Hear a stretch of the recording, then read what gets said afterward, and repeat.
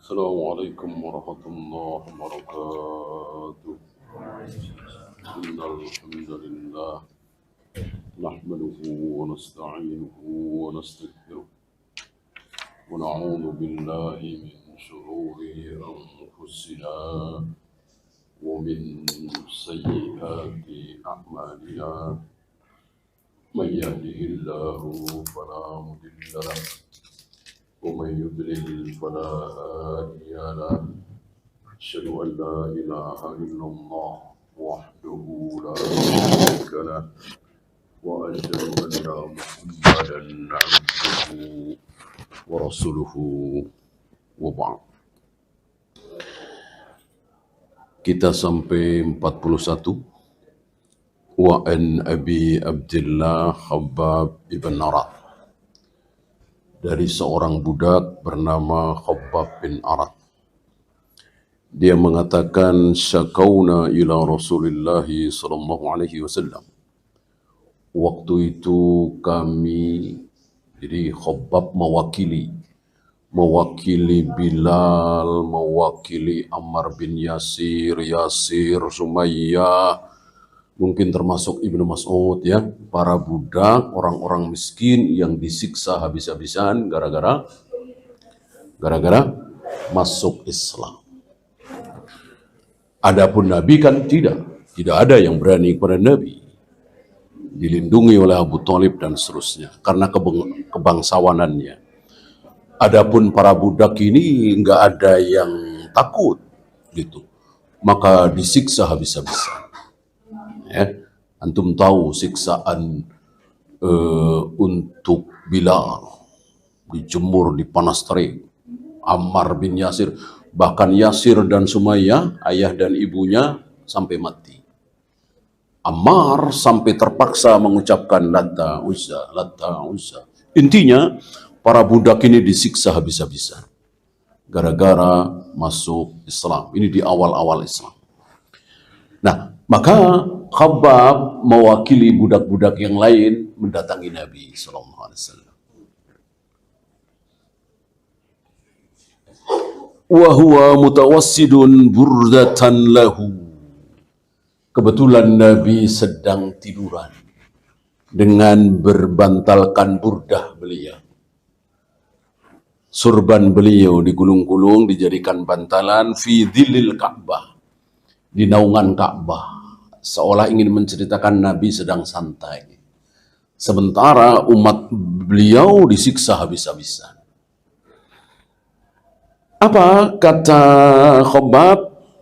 Ala tastansiru lana, ala tad'u lana. Ya Rasul, kenapa engkau tidak mohon pertolongan kepada Allah? Kenapa engkau tidak berdoa kepada Allah untuk menolong kami ini yang disiksa habis-habisan gara-gara masuk Islam, mengikuti ajaranmu? Apa kata Nabi? Jangan buru-buru, jangan tergesa-gesa. Memang perjuangan harus melewati saat-saat seperti ini. Kalian belum ada apa-apanya. Disitulah beliau cerita berapa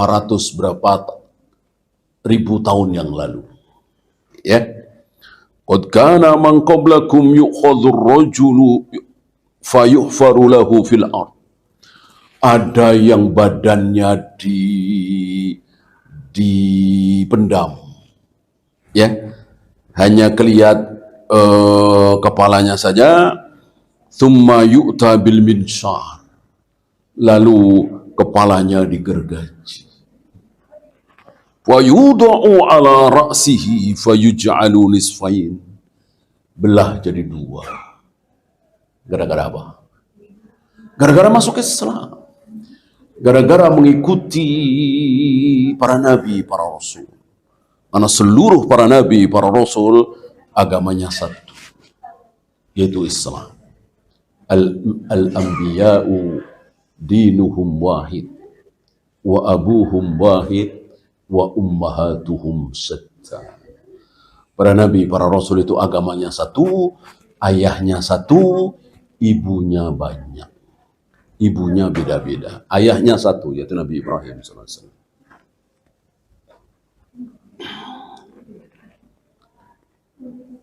Wa yumsyatu bi amsyatil hadid.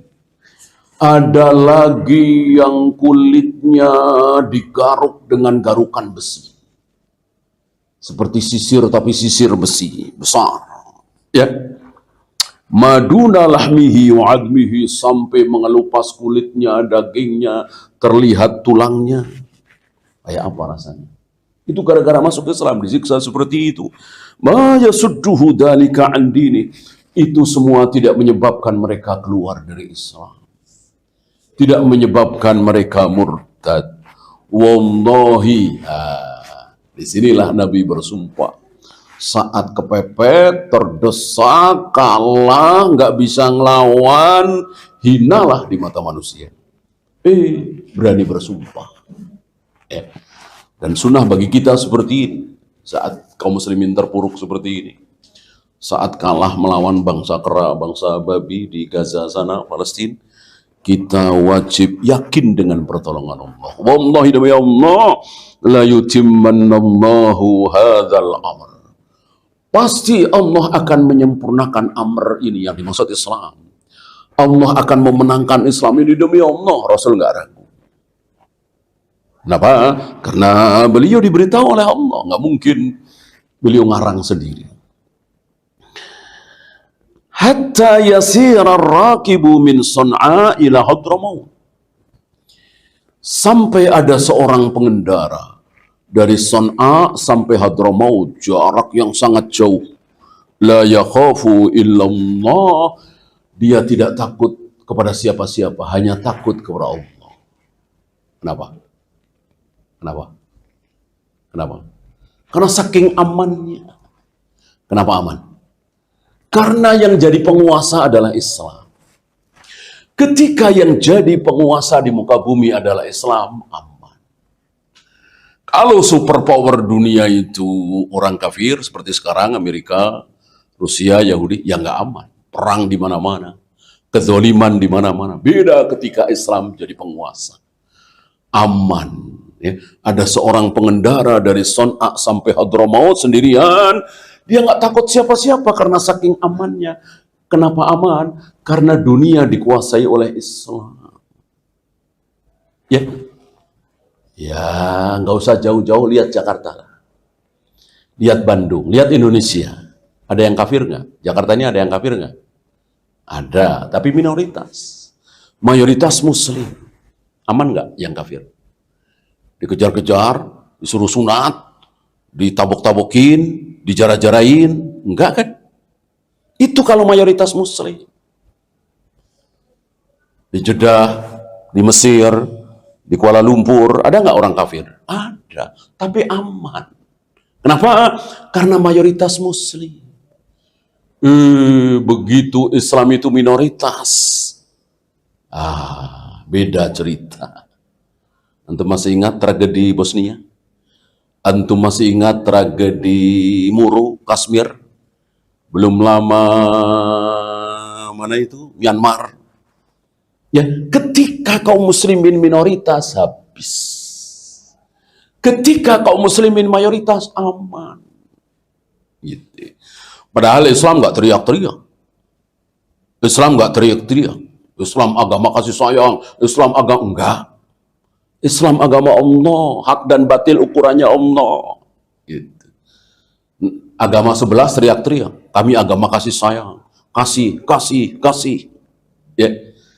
Tapi kaum muslimin di Bosnia dibantai oleh mereka. Ya. Dan banyak, ya nggak usah jauh-jauh lah, di Ambon. Tahun 99, tahun 2000-an. Ya. Padahal masih 50-50 itu. Ya, kurang dikit lah Islamnya. Dibantai. Masih ingat ya? Apa itu Acang dan Obed itu? Padahal masih wilayah Indonesia. Ini dia. Islam membawa ketentraman, membawa kedamaian. Beda dengan non-Islam, kafir. Huru-hara mengerikan kalau melihat Islam minoritas. Wadhi'ba ala ghanamihi. Satu lagi, selain takut kepada Allah, Satu lagi, takut serigala menerkam kambingnya. Artinya ketakutan yang fitrah. Gitu. Ya orang kafir bilang hukum alam ya. Ini sunnatullah, yang namanya serigala tentu makan kambing. Yang namanya kucing ya makan tikus. Yang namanya ular makan ayam dan seterusnya, itu sunnatullah. Bukan kejam. Ya. Ketika seekor kucing ngunyah-ngunyah kepala tikus di hadapan anak-anak tikus, ya memang begitulah. Aturan Allah seperti itu. Ya. Artinya apa? Ketika keadaan tenang, jaya, menang, tetap hukum Allah berlaku, sunnatullah berlaku. Kecuali nanti. Kecuali ya mungkin beberapa belas atau beberapa puluh tahun sebelum kiamat. Artinya ketika nanti Islam kembali jaya. Di saat kaum muslimin dipimpin oleh seseorang yang namanya seperti namaku, kata Rasulullah, nama ayahnya seperti ayahku, berarti Muhammad bin Abdullah. Yang bergelar Al-Mahdi atau Imam Mahdi. Di situ ada kelainan. Apa? Gadis kecil bermain-main dengan singa. Bermain-main dengan ular. Ya. Kucing dengan tikus bermain-main. Gitu. Sebuah kelainan. Nanti. Ya. Setangkai buah anggur cukup mengenyangkan dimakan oleh 8-10 orang. Kenapa? Karena Allah mengeluarkan keberkahan dari langit dan dari bumi. Saat terakhir kaum muslimin memimpin dunia nanti.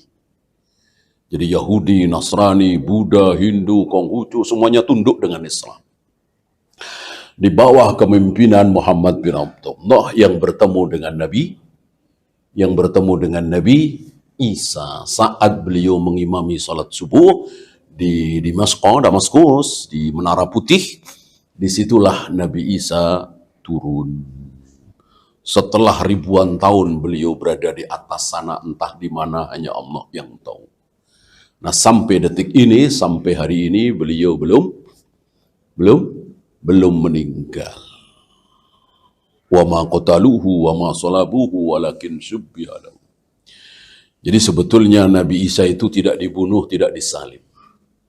Bal rafa'ahullah, tapi diangkat oleh Allah ke langit, diselamatkan oleh Allah. Siapa yang disalib? Orang yang sangat benci kepada beliau.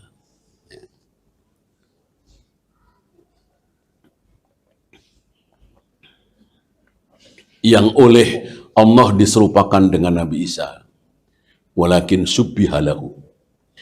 Allah menyerupakan ada seseorang persis seperti Nabi Isa.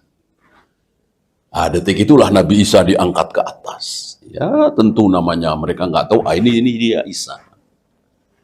Ini anggapan sesat mereka. Walakinnakum tasta'jilun, makanya jangan buru-buru. Gitu. Seperti ini ada sebagian kaum hizbiyin, harapiyin buru-buru. Kita bikin partai Islam, nanti menang, nanti jadikan negara ini negara Islam. Buru-buru, nggak seperti itu. Mendirikan daulah Islamiyah tidak seperti itu, tapi lewat dakwah. Mendirikan daulah Islamiyah, agama yang negara yang baik, yang tentram, yang baik berdasarkan syariat Islam, itu dari atas apa dari bawah? Dari bawah apa dari atas? Dari bawah. Nggak ada nabi, rasul, begitu dakwah langsung presidennya, langsung rajanya. Enggak, tapi dari bawah. Rakyatnya duluan. Gitu.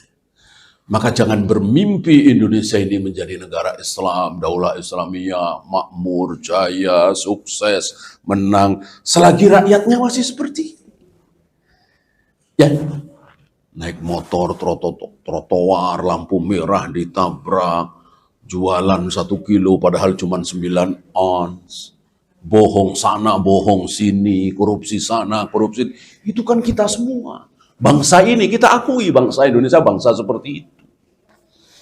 Jangan dibodoh-bodohin. Bangsa Indonesia bangsa yang hebat. Bangsa Indonesia bangsa yang jujur, yang amanah, yang pantang menyerah. Kata siapa? Lihat kita lah. Lihat kita, adik kita, kakak kita, tetangga kita gimana? Sholat aja malas-malasan. Iya kan? Durhaka kepada orang tua.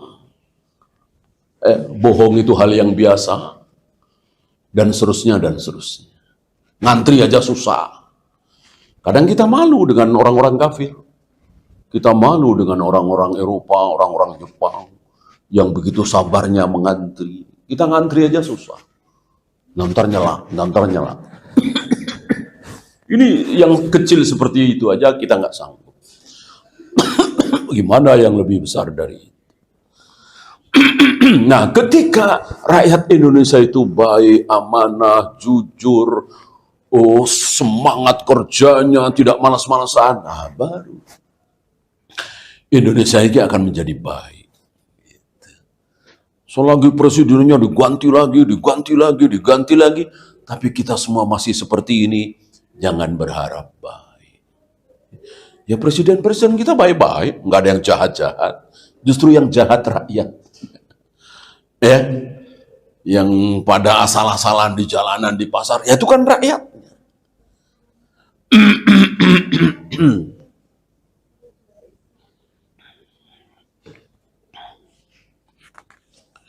Ya, hadis ini sahih, riwayat Imam Bukhari.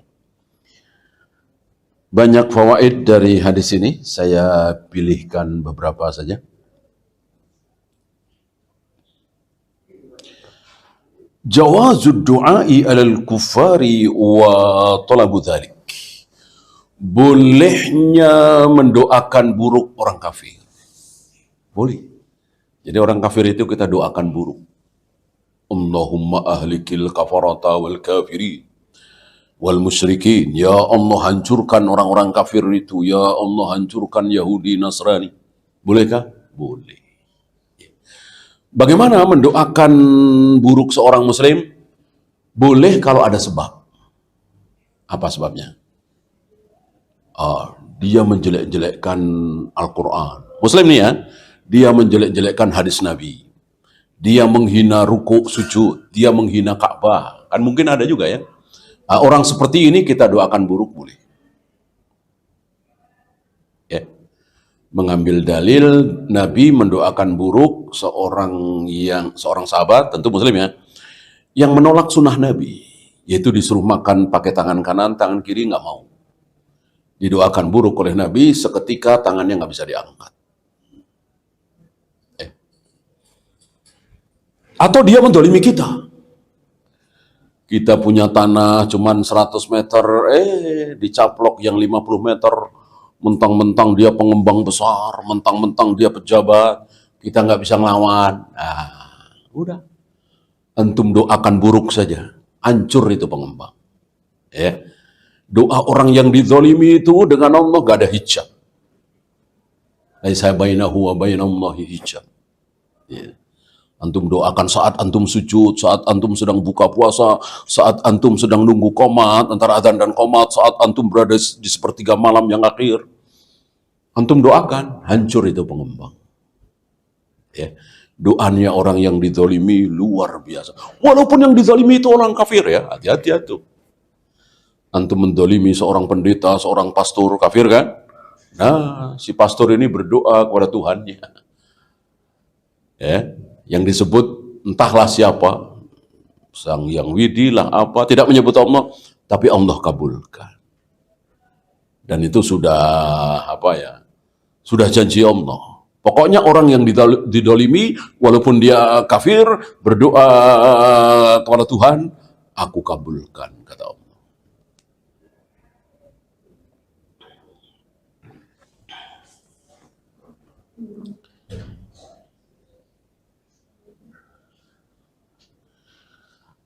Jawazu darbil masali bi mu'minin al-umamis sabiqah.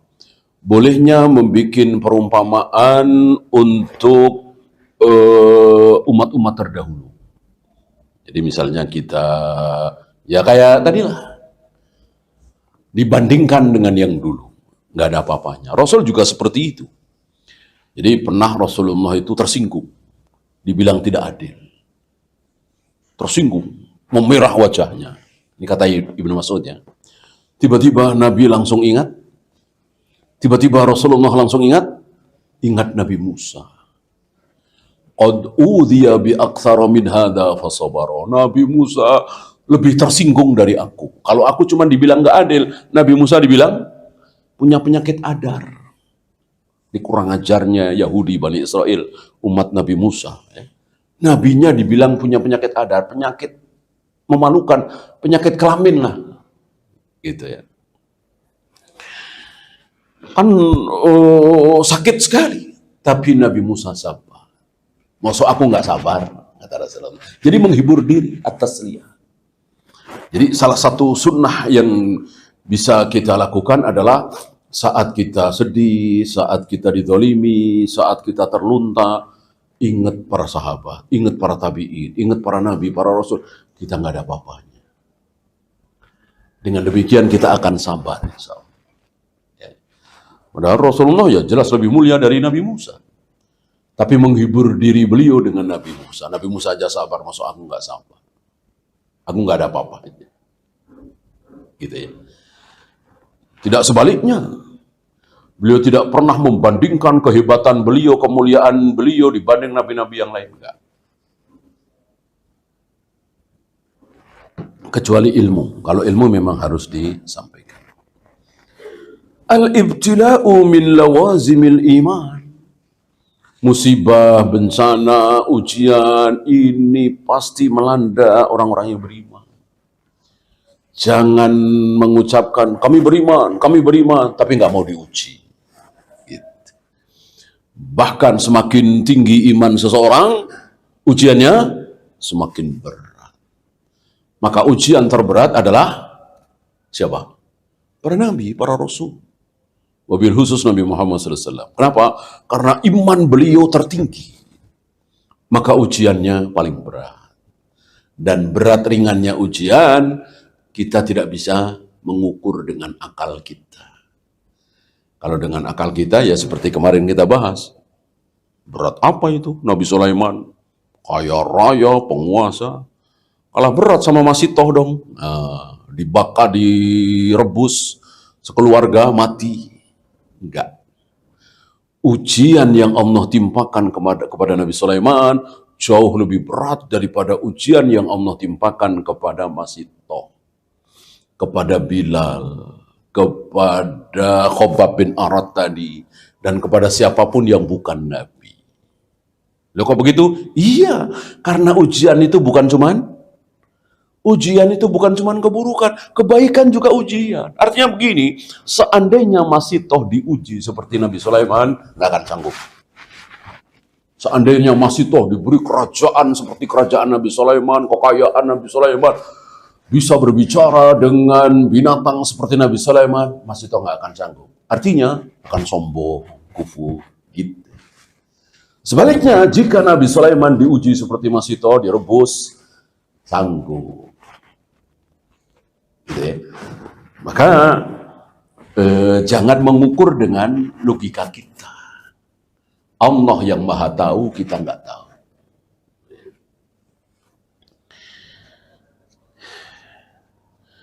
Al-mustaqbalu lil Islam. Masa depan itu di tangan siapa? Di tangan Islam. Ya. Masa depan itu di tangan Islam. Ya sekarang belum.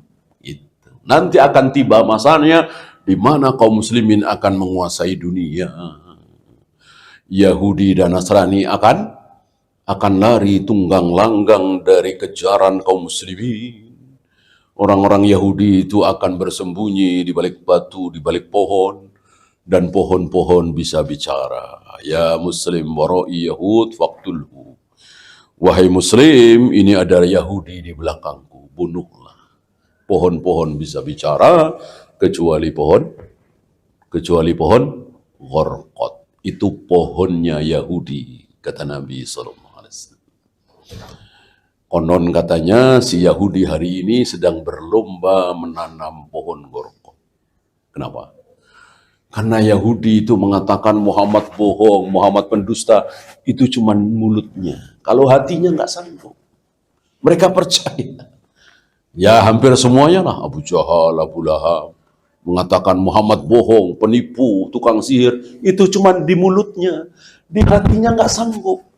Orang mukjizat di depan mata. Ya.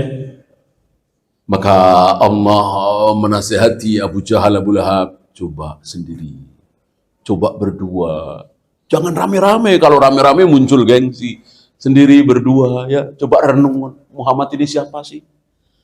Kan kalian tahu Muhammad ini dari kecil pernah berbohong, ada akhlaknya yang buruk, pernah berkhianat, pernah tidak jujur, nggak pernah.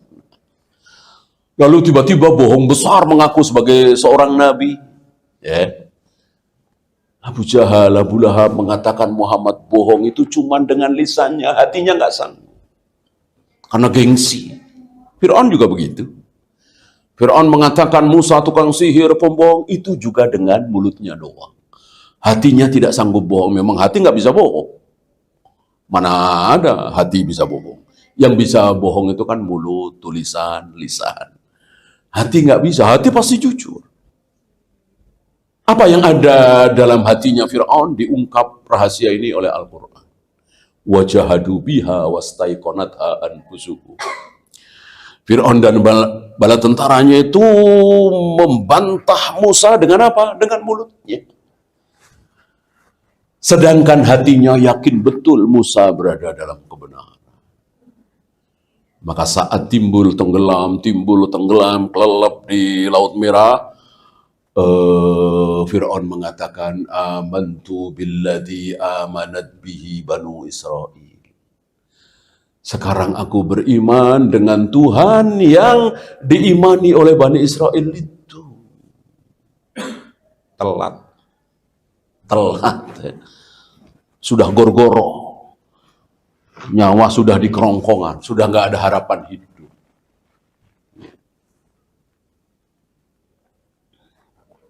Ya, satu lagi mengingat waktu.